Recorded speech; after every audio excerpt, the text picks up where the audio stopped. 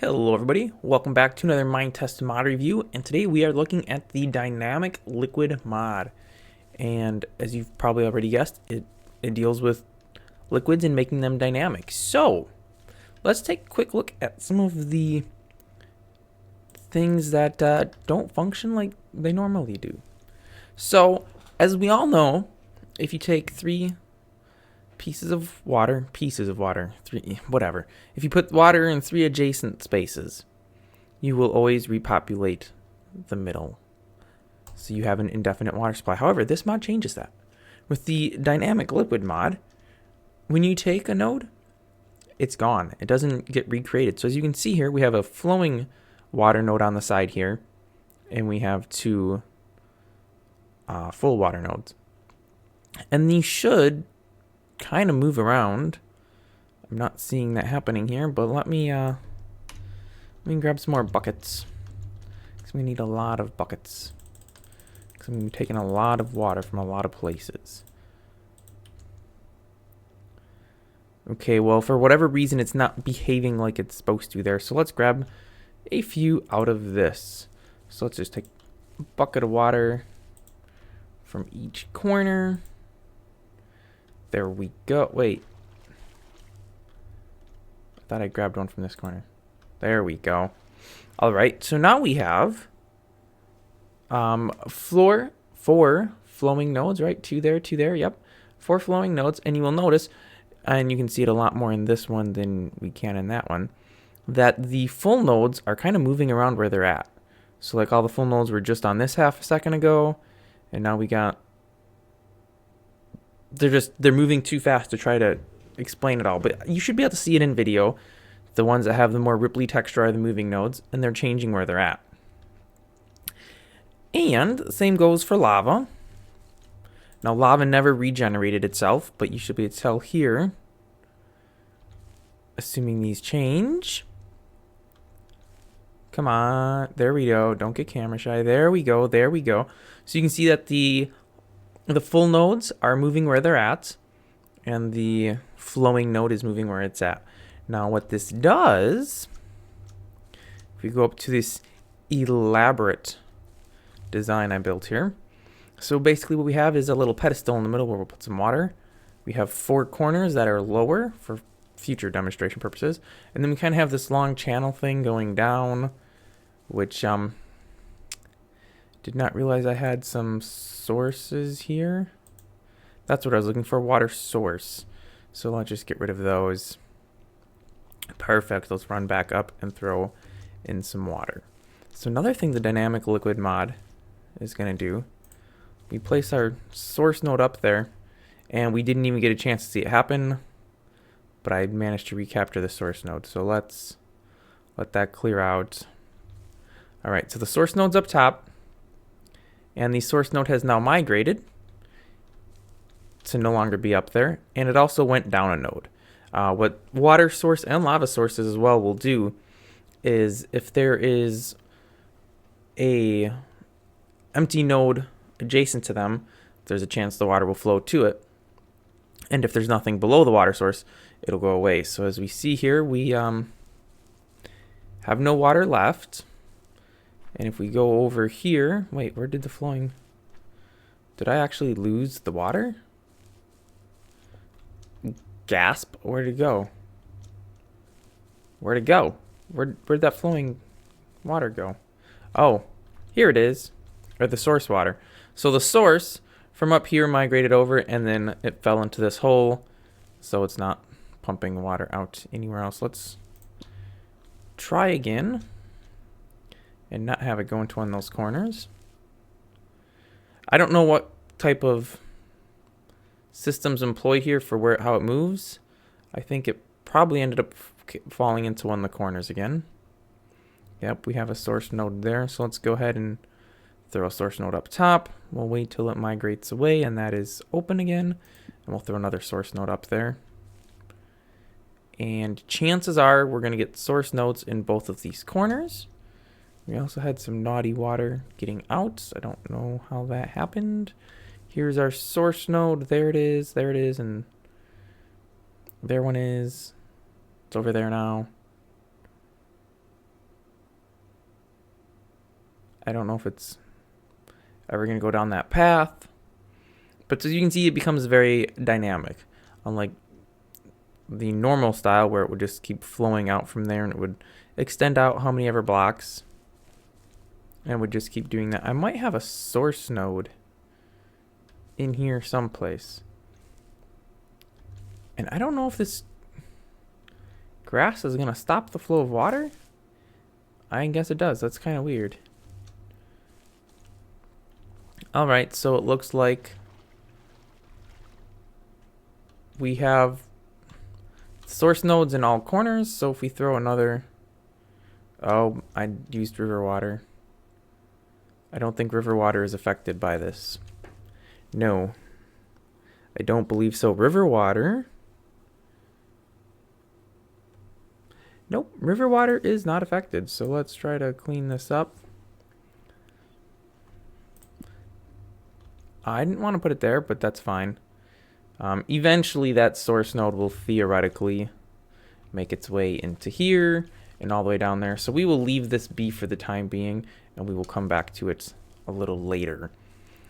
One of the neat features here, and it looks kind of silly like this.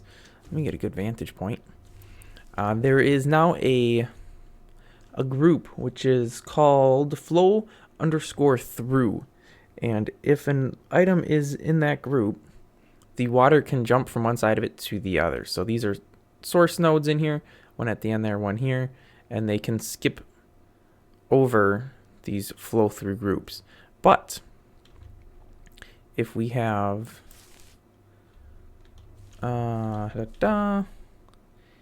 yeah, we want to put that where the source isn't. And let's remove this so the source can move. Oh, actually, even just like this, we're fine. Please go that way so we can... It's even better. All right, so if you have two items in the flow through group, the water will never jump over them. Two or more. So like the three here, the water will never get to this empty space. And it'll also never go over this way because there are two items, but as soon as I dug that one, you see it flows through. So that is another change. You don't get the visual of the water actually surrounding the node, but I guess it's the next best thing. Now another change, and this is a fun one, is the interaction between lava and water. So as we all know, you could make infinite cobble generators by placing a lava source, say, over here, and a water source, say, down there. And there's many different setups you can use. And as the two flowing nodes came together, you would get cobble or potentially obsidian, depending on what mods you have. Now, however, yeah, pretty much that happens. So flowing water and flowing lava pretty much just destroy each other. They don't do anything. The source nodes, when they join, will turn into obsidian. So if we went, where is my little puddle of lava here? Here we are. Actually, we might be better off building a quick little enclosure here. I should have had this prepped, but I didn't think of doing this. So what this ends up causing is if you want to create a bunch of obsidian, you have to have either a bunch of lava or a bunch of water. So as we can see here, it's kind of difficult to see because of all the steam coming out of this water. But that lava's kind of, it's sitting in there someplace. It dug a hole. Lava's not supposed to dig holes, wouldn't? Okay, but there are our 4 lava sources turned into obsidian. And theoretically, we also lost 4 water sources. I see we have another water source here. I think we have 4 water sources left. That was potentially a very dangerous thing to do. I might need to call in some reinforcements. Let's block that off real quick so we don't have a big mess on our... Oh, come on. No, don't. No. So yeah, the flowing sources can kind of watch yourself with those because they do kind of travel around a little more than you might anticipate. Ah! No, just stop already. Come on, water, do your job. Turn this to obsidian. Ah, it's getting everywhere. I just need to block this in. The source node's over there, and it's moving around. Eventually, it'll have to meet up with that water. I think we're okay. The lava node cannot climb. It can only fall. The source node. It was just right there. Okay, well, we'll leave this mess doing its messiness. I mean, it's kind of a nice effect, other than everything burning up. Let's see how we're looking over here. Oh, hey, look, what do you know? Finally. So our source nodes have been depleted, and they have flown down, and let's see where it's at. Oh, we got a little bit of a water issue going on out here. That happens every now and then. Our source node actually looks like it was just right there. It is right here, right there. So our water is, our one source node is now down here. Now there are, if you're worried about running out of water in your world, there are a few things to keep that from happening. We have a spring, which cannot be crafted, but you can grab it from creative or with the give command. And the spring will pretty much always put a water source above it. And I mean, it's not an instant thing, but we have flowing water and it's turning into a source water, and you can see that we are getting fewer and fewer flowing waters into this up top side here pool. And it's slowly becoming filled with sources, which unfortunately have this effect. I should have foreseen this being an issue. So as our sources are flowing out from there, the sources are kind of just going everywhere and filling everything with water, which we don't really want. So I had to close that off and make it level. I mean, that is how water works in the real world. It'll spill over edges. It's just not how you would really expect it to work. Well, I think I have a few source nodes out here. So they're just going to kind of keep migrating around until they reach their lowest point, which will be this large area here. So, I mean, we should be okay. And just for funsies, we can throw I don't know how many water nodes got out, but we can throw some lava nodes in here. And, yeah, they'll kind of help combat each other, and eventually they'll be disappeared. I mean, clearly that works super well because this little testing chamber here still has lava flowing around that, I don't know if maybe I ran out of water sources. No, there's definitely a water source or two there. Whatever, they're just never meeting. In addition to these springs, and this I did not get to do anything at all, there is this material called damp clay. And I don't really know what it does. I mean, I know what it does. In MapGen, it'll put this damp clay instead of normal clay in seabeds, and it's supposed to create water above it so you don't have to worry about your lakes running out. But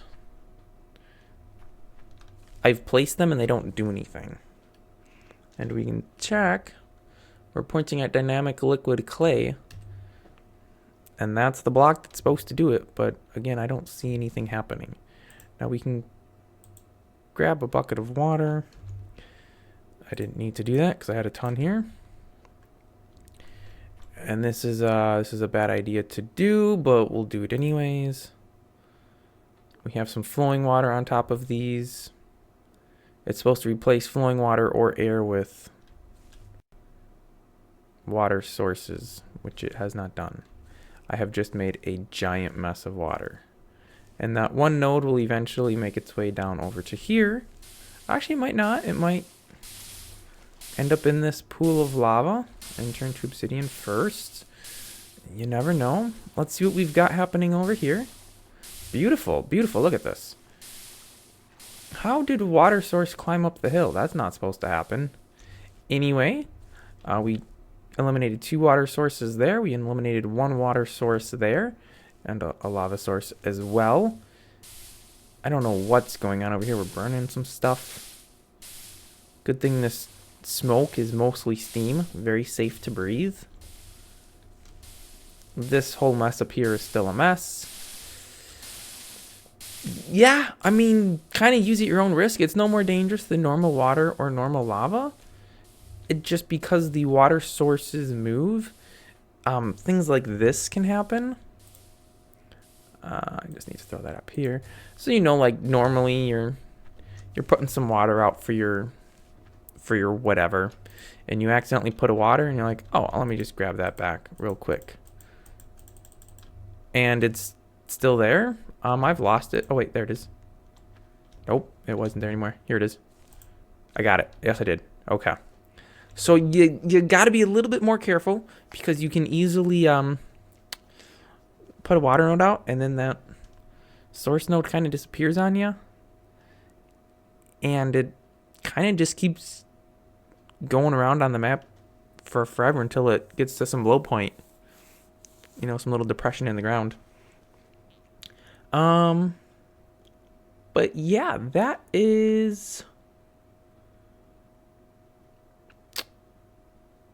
that's that. Dynamic liquids works for default water and lava, does not seem to have any effect on river water. Whether that's by design or not, I don't know. But it is what it is. I'll just wrap it up here. Thanks for watching. Tell the EPA that's only steam, it's not smoke, and it's definitely not any kind of hazardous byproduct or anything like that. It is 100% pure H2O. Like, it's, I don't know. Is steam that harmful? It shouldn't be. It's just water. It'll make rain, I suppose, at some point. It's filling up those clouds right above it. But yeah. If I don't ever upload any more videos, check out if the EPA locked me up because I was releasing steam. Because that could have happened. Anyway, jokes aside, thanks for watching. Tune in next week for another video, and I will see you then.